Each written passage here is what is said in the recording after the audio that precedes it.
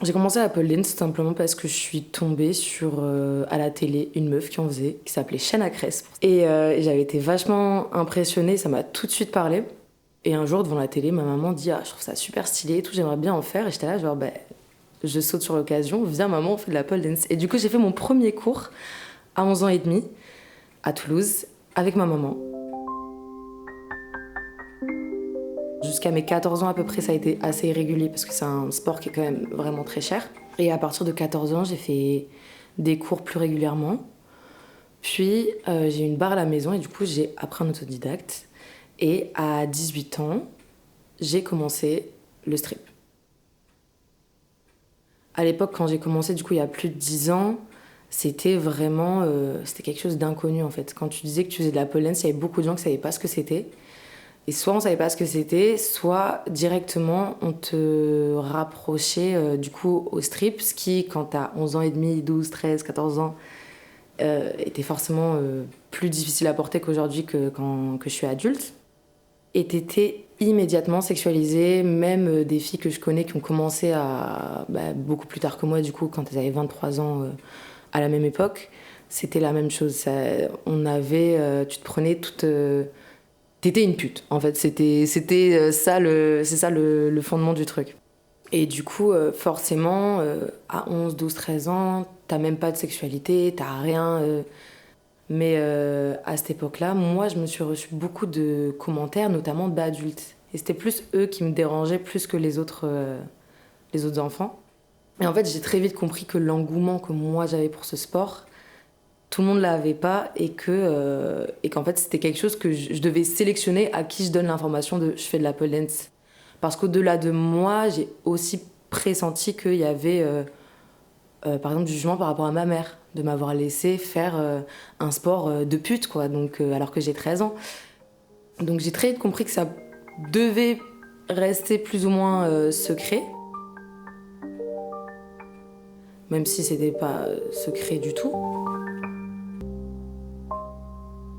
Et en fait, j'ai l'impression qu'en règle générale, c'est comme s'il y avait genre une échelle de la puterie, tu vois. Et ça part de la meuf qui s'habille court, qui a peut-être beaucoup de partenaires ou quoi, jusqu'à travail du sexe, jusqu'à le fait de faire ce travail qui est prostituée, tu vois. Et j'ai l'impression que quand tu te trouves quelque part pour le monde extérieur sur ce continuum, va y avoir une nécessité pour chaque personne en fonction de soit elle accepte cette étiquette et elle l'assume et elle en joue, soit elle l'accepte pas. J'ai l'impression qu'il y a beaucoup de personnes qui décident en fait de mettre le curseur juste après elle. Et pour faire ça, on va dire moi, je suis pas une pute, mais la meuf qui fait un tout petit peu pire que moi, elle par contre, elle tu peux la catégoriser de pute, mais moi je me dissocie de ça. Par exemple, dans le strip, il y a énormément de meufs qui sont putophobes. Il y a énormément de meufs qui considèrent les escortes, les putes, les pornstars et tout comme des meufs immondes, dégueulasses et tout, alors que bon, enfin, t'enlèves tes sous-vêtements pour de l'argent, t'es une pétasse comme tout le monde, tu vois. C'est une étiquette qu'on met au-dessus des femmes comme une menace pour leur mettre la pression, quoi, de soit pure ou ne soit rien, ou n'existe pas, parce que si tu rentres dans ce continuum-là de la pute, pour toi, c'est fini. Tu seras. Socialement, c'est presque. T'es exilé, tu vois. Donc, du coup, il y a des gens à qui tu le caches. Ma famille, par exemple, à part ma mère, personne ne sait, tu vois. Aussi, le truc de. Voilà, tu t'arrives avec ton copain et tout le monde te pose la question à ton mec, mais alors, comment est-ce que tu le vis? C'est pas trop dur d'avoir une copine qui fait ça et tout. Et j'avais des copines pourtant très féministes et tout qui s'inquiétaient pour moi. Et je trouvais que c'était un peu. Enfin, moi, sur le moment, je l'avais vraiment mal pris parce que je trouvais que c'était un peu m'infantiliser dans un truc que je suis complètement consciente de ce que je fais, tu vois. Rien que le fait que je fasse de la pole dance, par exemple, parce que ça, c'est le seul truc que je peux assumer vraiment dans tous les systèmes où je vais. Voilà, ma belle famille, par exemple. Tu sais pas, Enora, ce qu'elle fait de la pole dance, ça va te plaire, toi, Jean-Michel, t'inquiète. Et il y a pas longtemps, d'ailleurs, j'ai eu une quand j'avais fait des stories pour parler de ce sujet-là, et il y avait une fille qui m'a répondu en me disant qu'elle avait une nièce qui faisait de la pole dance qui avait 11 ans, et elle est allée dans un repas de famille, et un oncle qui sort c'est bien, il faut les éduquer comme ça après elles font le ménage, elles font les putes, tu vois. et elle baise bien et je sais pas quoi. Enfin, des choses qui sont vraiment abjectes et il faut se rendre compte que les gens osent dire ça. Enfin, c'est exacerbé chez des travailleurs du sexe, mais en vrai, c'est pour toutes les femmes. Il y a vraiment ce truc de t'es la pute ou t'es la pure et t'as pas le droit d'avoir de nuances, t'as pas le droit d'avoir de polyvalence, t'as pas le droit de. En fait, si tu t'habilles de telle ou telle manière, si tu fais tel ou tel métier, tu peux pas être une athlète, tu peux pas être une artiste, tu peux pas être créative, tu peux pas être intelligente, tu peux rien être d'autre que un objet sexuel et on va constamment te réduire à ça. Parce que faire de la pole, c'est pas être stripteaseuse. On peut pas comparer un hobby à un travail, on peut pas comparer une meuf qui arrive, qui s'étire, qui monte sur une barre à une meuf qui toute la nuit travaille, doit avoir des qualités de sociabilité, des qualités de commerce, des qualités de danseuse, des qualités esthétiques. Tu vois, on ne peut pas comparer un métier qui est si complet, qui demande vraiment d'avoir beaucoup de cordes à son arc, à juste je fais un hobby, je fais de la pole dance. Je trouve pas que ça soit forcément fair de dire que si tu fais de la pole dance, c'est comme si tu faisais du strip et vice versa, tu vois. Mais par contre, bah, y a quand même un endroit où les deux mondes se joignent. Et je trouve ça dommage de créer une exclusion, que ce soit dans un sens ou dans un autre, quoi.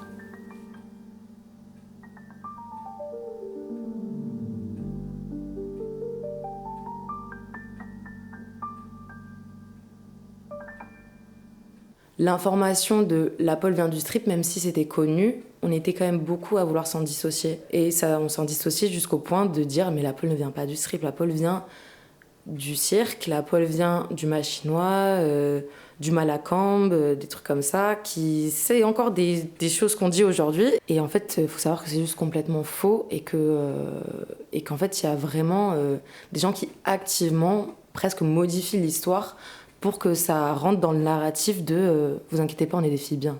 Et ça, je pense que j'ai mis du temps moi-même à l'accepter parce que même en grandissant, en faisant moi-même du strip, en découvrant la danse en talons, la danse sensuelle, tout ça, j'avais quand même toujours cette empathie pour la moi d'avant, mais surtout la moi actuelle, c'est-à-dire qu'aujourd'hui j'ai 23 ans, mais il y a des filles qui sont jeunes et qui sont même plus jeunes que moi à l'époque où j'ai commencé et qui font de la pole dance. Et on va t'associer au travail du sexe alors que t'es même pas à un âge où le strip qui par exemple est illégal ou légalement tu pourrais le faire. Et à l'époque, on voulait énormément s'en dissocier, mais j'avais l'impression qu'il y avait quand même plus de respect qui était mis sur les stripteaseuses.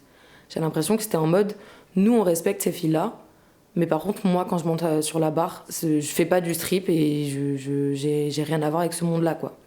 Aujourd'hui, j'ai l'impression qu'en fait, au fur et à mesure que la pole dance a un peu pris du pouvoir médiatiquement, j'ai l'impression que les pole danseuses ont de plus en plus ce besoin de se différencier d'une manière qui parfois, moi je trouve vraiment putophobe, quoi.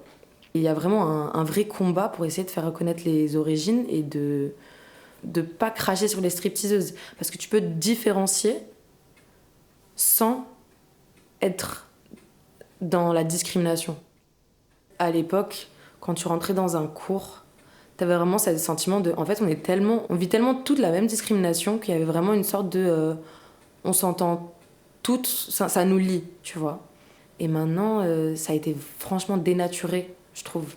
Comme tout truc qui devient mainstream, en fait. Comme toute discipline qui part d'une communauté marginalisée et qui évolue dans un truc mainstream, il en découle plein de choses et dont le fait que tu vas dénaturer l'ambiance, tu vas dénaturer aussi les objectifs, les intentions de quand tu rentres dedans, tu vois.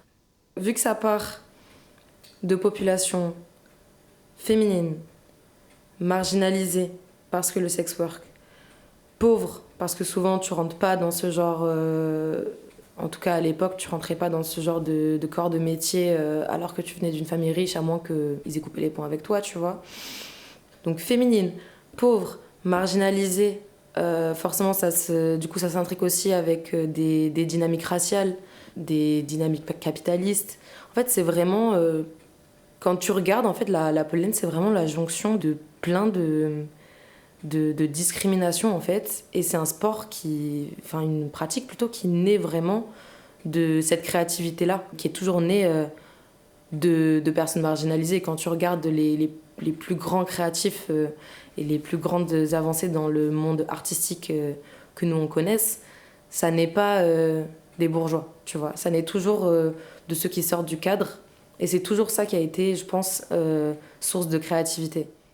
les personnes pauvres, les personnes racisées, les personnes qui se font du sex work et tout, ont toujours vécu ce truc-là de on vient prendre ce qui est à vous et une fois qu'on peut capitaliser dessus, on vous oublie, on vous coupe et il n'y a plus que nous qui existons. J'ai vu par exemple que la danse classique, c'était l'histoire qu'elle avait eue. Aujourd'hui, c'est vu comme un sport d'élite, vraiment de personnes très riches, blanches, qui rentrent dans des carcans de beauté hyper stricts et hyper anciens. Et en fait, de base, c'était un sport pour meufs hyper pauvres et ça se mélangeait avec le travail du sexe. Et quand t'étais danseuse, en fait, t'étais considérée comme celle qui monte son corps sur une scène, donc t'étais une pute aussi. Et de toute façon, souvent, tu devais trouver un sugar daddy ou tu devais pratiquer le travail du sexe pour pouvoir te payer tes études en danse, pour essayer de sortir ta famille de la pauvreté, parce que c'était vu comme un peu comme le foot aujourd'hui, tu vois. Mais du coup, c'est vrai, je pense que vraiment ça s'intrique avec le truc de la gentrification, quoi, est-ce que l'origine taboue dans laquelle ce sport aujourd'hui aussi commun s'est créé va être respecté, va être honoré? Est-ce qu'on va continuer de faire comme si ça n'existait pas? Ou est-ce qu'on va continuer de faire comme si ça n'avait jamais existé et que ça sortait du cirque, quoi? Le fait de ne pas assumer ses origines, je pense que dans tous les cas, c'est juste plus qu'une envie personnelle de la part des individus, c'est symptomatique d'une société dans laquelle on vit et de ses traumas et de ses problèmes. Aujourd'hui, il y a plein de studios de pôle qui n'embaucheraient pas une stripteaseuse, qui n'en veulent pas dans leur équipe. Et je pense que vraiment, il y a ce risque de gentrification qui a déjà un petit peu commencé, tu vois. Et de vraiment effacer toutes les meufs qui sont à l'origine de ça. Et en les effaçant elles, on efface aussi leur lutte sociale. Et on leur donne pas l'occasion d'avoir une voix. Et voilà.